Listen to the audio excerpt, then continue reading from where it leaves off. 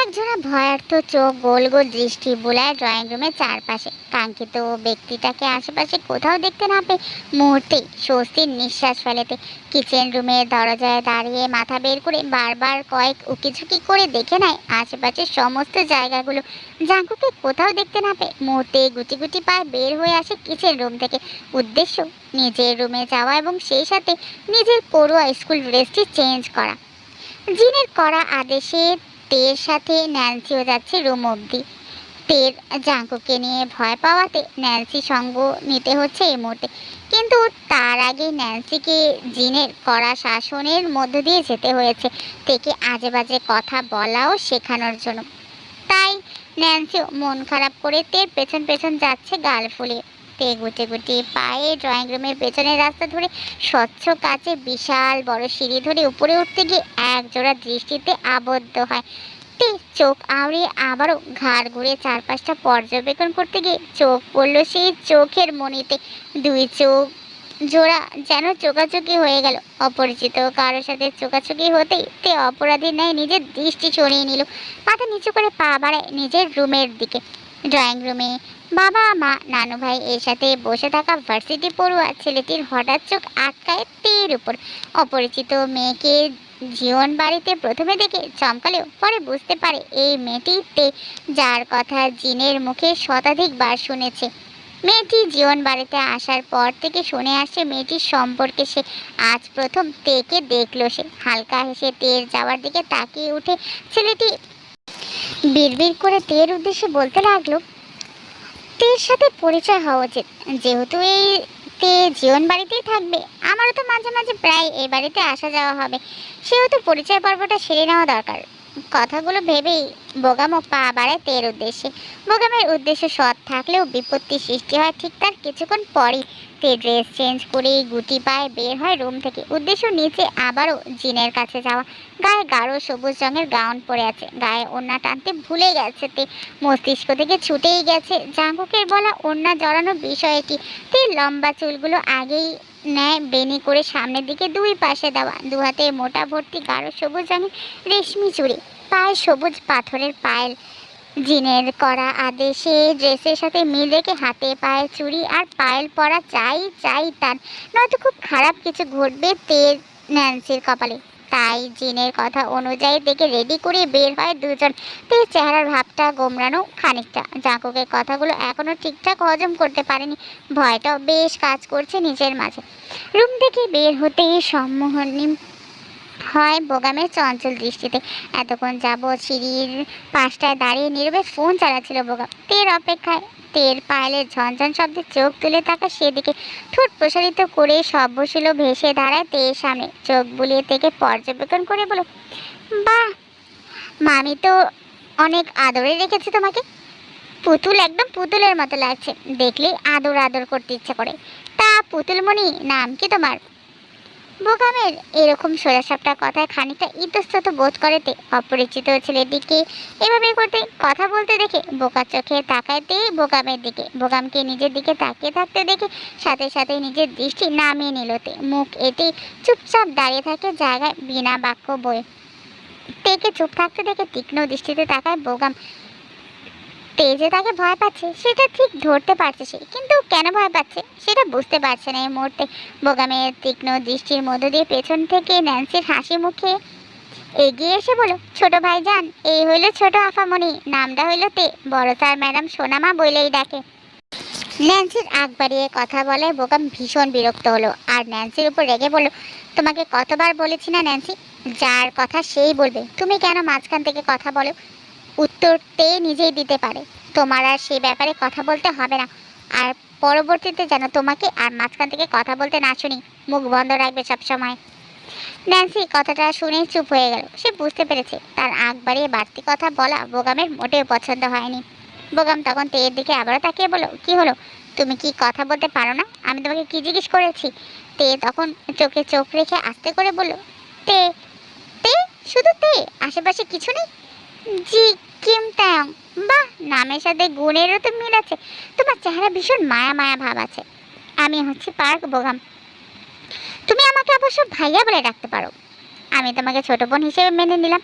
যেহেতু আমার সাথে তোমার প্রায় দেখা সাক্ষাৎ হবে, সেহেতু আমাদের পরিচয় হয়ে নেওয়াটাই বেটার মনে হলো আমার। তোমার কি মনে হয় এক্ষেত্রে? বোগামের কথা বিস্মিত চোখ মেলে তাকালো তে। বোগামের মধ্যে কোনো রূপ জড়তা দেখতে না পেয়ে নিজের মধ্যে খানিকটা সহজ হয়ে আসে তে। বুঝতে পারে বোগাম এই বাড়ির ছেলে সম্পর্কে ভাইয়া হয়, জাঙ্কুক ভাইয়ার মতো ভাইয়া হয় তের। জাঙ্কুকের কথা তের মাথায় আসতে আবারও খানিকটা চমকে ওঠে। এই ভেবে যে সেও কি তার জাঙ্কুক ভাইয়ার মতো ভীষণ খারাপ ভাইয়া হবে, নাকি ভীষণ ভাইয়া ভালো ভাইয়া হবে তের। নিজের চিন্তায় দ্বিধা দ্বন্দ্বতায় ভুক্তভোগী হয়ে আস্তে করে নিজের মাথা নাড়ে সম্মতি জানাতে। তেকে মাথা নাড়তে দেখে ঠোঁট প্রসারিত করে হাসে বোকাম। এক হাতে তের গাল টেনে বলো, বড্ড আদরিনী তো মামির এই সোনামা, সহজ কথাগুলো সহজেই বুঝে যায়। বোগামের হঠাৎ এমন কাণ্ডে চমকে উঠে চোখ বড় বড় করে তাকায় তে।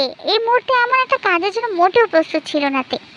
বোগাম তেকে চোখ বড় বড় করে তাকাতে দেখে মুহূর্তে শব্দ করে হেসে ওঠে। মজার ছলে এবার নিজের দুহাতে দুগাল টেনে ধরে সাথে সাথে। হাসি মুখে কিছু বলতে নেবে তার আগে সামনে থেকে কেউ শক্ত গলায় বলে ওঠে, কি হচ্ছে কি এখানে?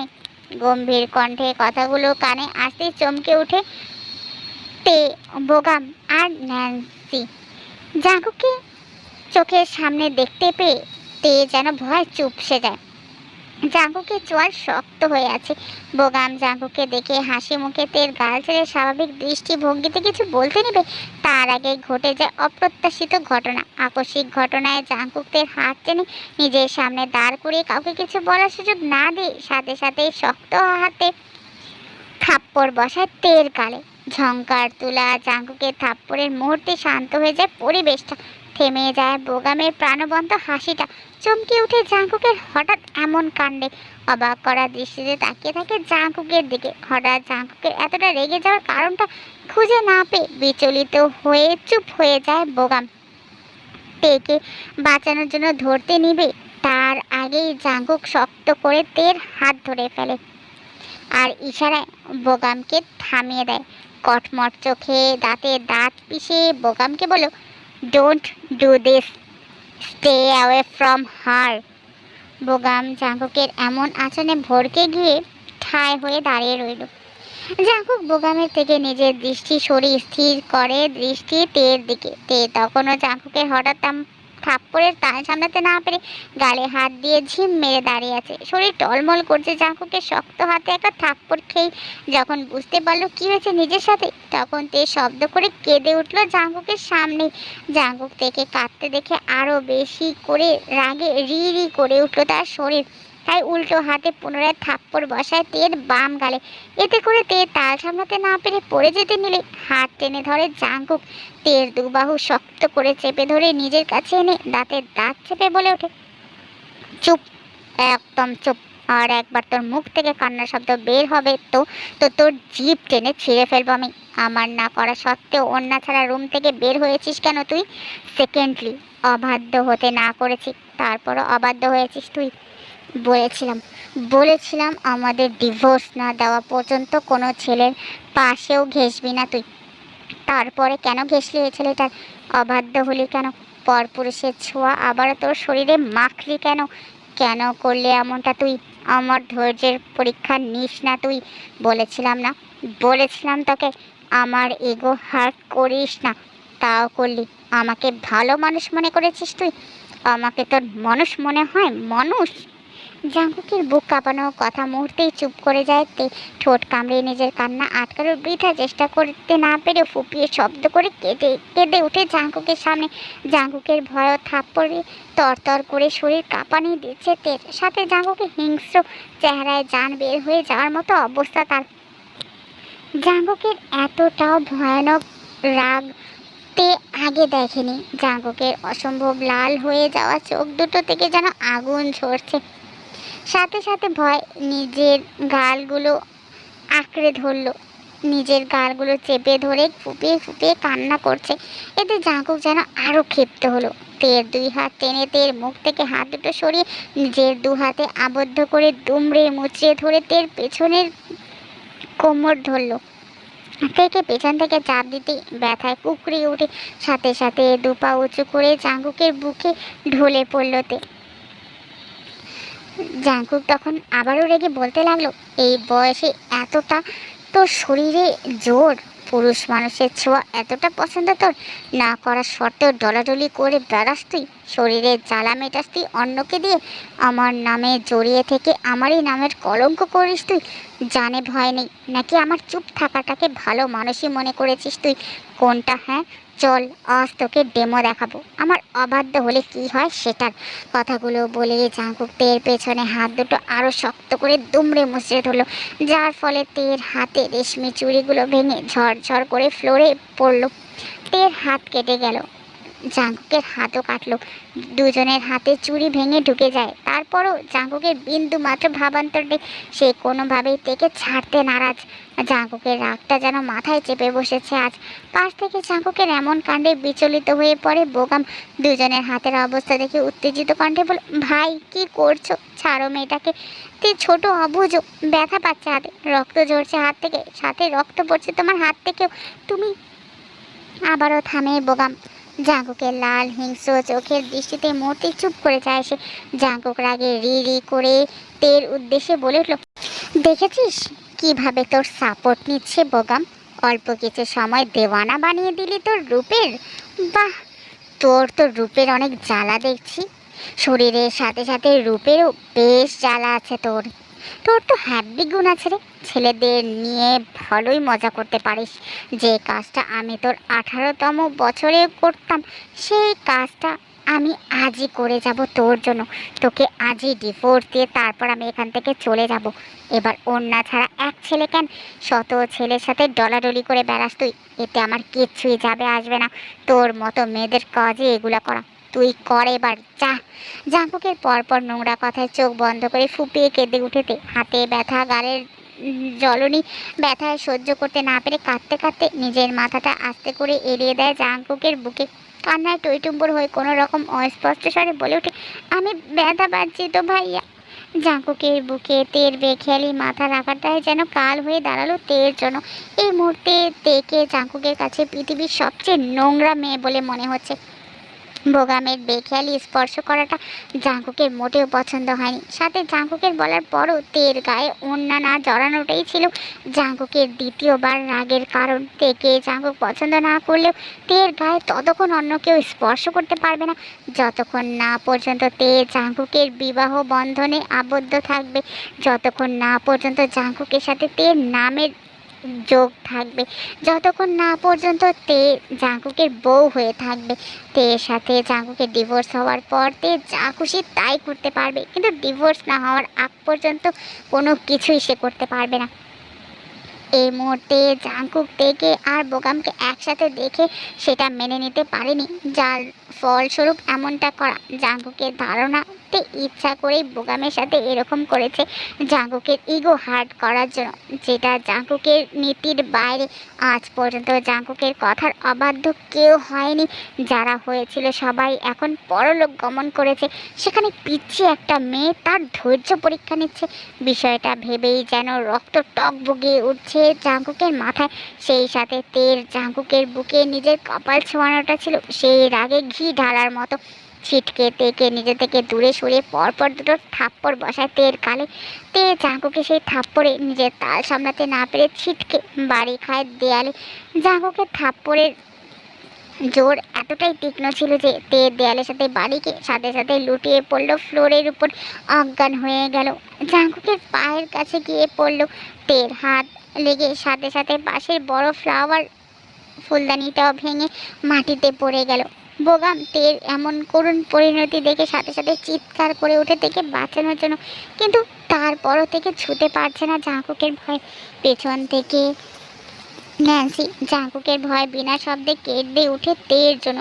বিকট শব্দ কানে আসতেই সবাই আতঙ্কে উঠে সিঁড়ি দিয়ে। হাসি হাসি সবার মুখখানা যেন মুহূর্তেই থমকে যায়। সবার চোখের সামনে তে এভাবে মাটিতে লুটে পড়ে আছে, তা দেখে যেন সবাই ভয় অস্থির হয়ে যায়। জিন চিৎকার করে উঠে, ব্যস্ত হাতে আবারও সে রান্নার কাজে ব্যস্ত ছিল। হঠাৎ করে পুরুষালী কণ্ঠে চিৎকার কানে আসতেই ধোঁয়া উড়িয়ে দেওয়ার রান্নার খুন্তিটা মুহূর্তে থেমে যায় তার। এক প্রকার দৌড়ে চলে যায় দোতলার দিকে। পেছন পেছন বাকি সবাই যায় উদ্দেশ্যে মূল গন্তব্যে পৌঁছানো। সিঁড়িতে এভাবে দেখে পড়ে থাকতে দেখে, তের এভাবে নিথর দেহ পড়ে থাকতে দেখে জিনের যেন অন্তরাত্মা কেঁপে ওঠে। ঠোঁট, নাক, কপাল দিয়ে অনবরত রক্ত ঝরছে।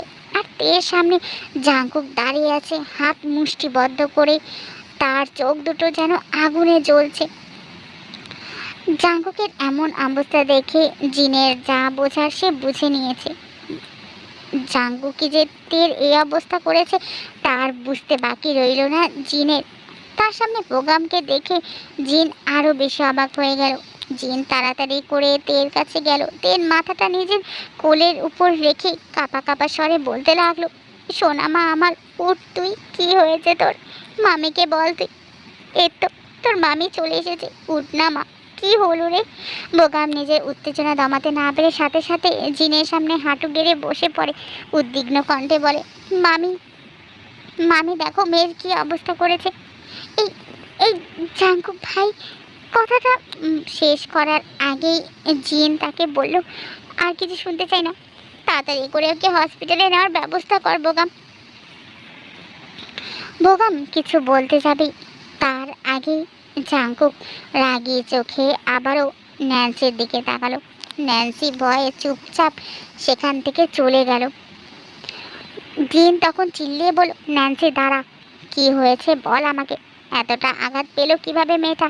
আর শব্দগুলো কিসের ছিল? মাত্রই তো আমার সাথে কথা বলে উপরে উঠলো মেয়েটা ড্রেস চেঞ্জ করতে। আমি পাঠিয়েছিলাম তোকে তের দেখাশোনা করার জন্য। তাহলে তুই সাথে থাকার পরও তের অবস্থা কি করে হলো? কেন তুই আমার তের খেয়াল রাখতে পারলি না?